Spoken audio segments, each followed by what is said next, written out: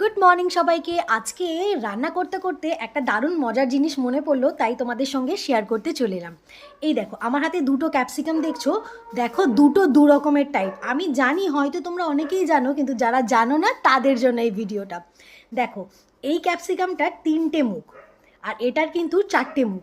এটাকে mail capsicum বলে, আর এটা হচ্ছে ফিমেল ক্যাপসিকাম।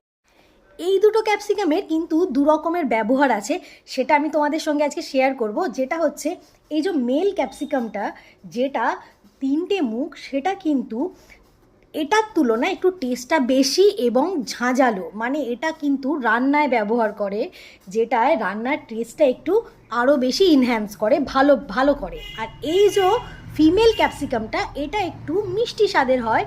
এটা কিসে তাহলে ব্যবহার হয়? এটা কিন্তু স্যালাডে ব্যবহার হয়। তাহলে এবার থেকে যখন ক্যাপসিকাম কিনতে যাবে, তখন কিন্তু একটু বেছে শুনে কিনো, ঠিক আছে?